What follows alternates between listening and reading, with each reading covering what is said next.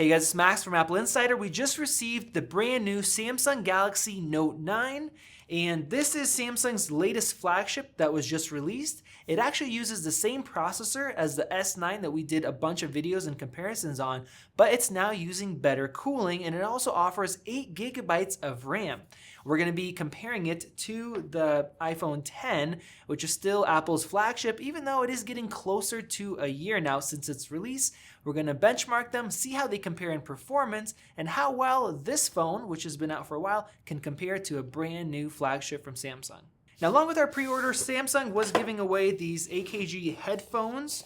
It was one of the options, and it's a nice little extra that we're able to get. I'm not sure how nice these are. They do feel pretty nice. They have some nice heft to it, and even though Samsung didn't have to add these in, they did. It's a nice little bonus. Even though Samsung, with the Note 9, they still have that headphone jack, they're including these Bluetooth headphones, and that's something that Apple just doesn't do. Typically, when you're buying it, you have to pay extra for faster chargers and stuff like that.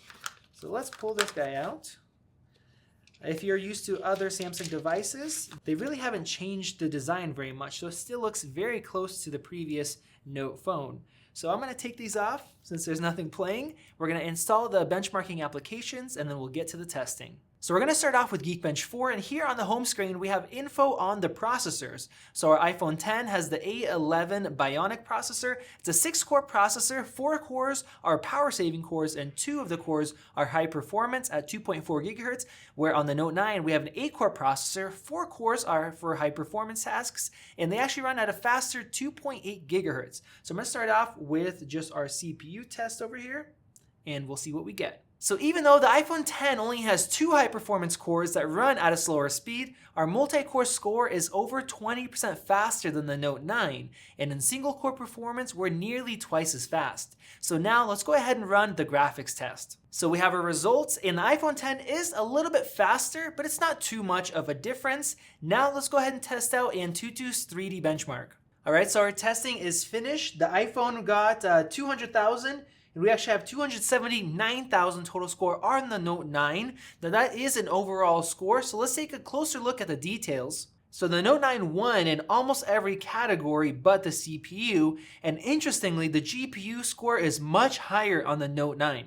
So we started running Antutu's HTML5 benchmark, but the Note 9 actually froze, so we tried running it again, and once again we are just getting a frozen screen. So I guess we're gonna have to skip this test and move on to Octane. So the test is done, and the iPhone X is almost twice as fast at 36,000 compared to 20,000 on the Note 9, and that's likely because of Safari. To finish off our test, we're using GFX Bench's 1080p off-screen Manhattan test to test out the graphics performance. So the results are in, and our iPhone X scored 89 FPS compared to 83 on the Note 9.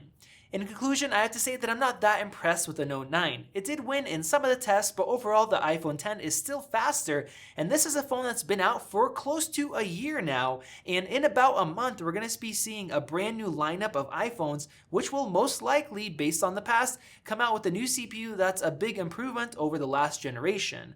So we do see some improvements over the S9 Plus, and that water carbon cooling that Samsung made a big deal about on the announcement doesn't seem to be improving the scores that much. So thank you guys for watching. This has been Max with Apple Insider. Make sure you guys are subscribed because we're going to be doing a bunch of comparisons between these two phones, so you guys don't want to miss out on that. Enable those notifications, and we'll see you in the next video. If you enjoyed this video, like it and hit that subscribe button. Also, check out our price guide, which makes it extremely easy to find the best deals on Apple products updated daily. Be sure to follow us on social media, and we'll see you in the next video.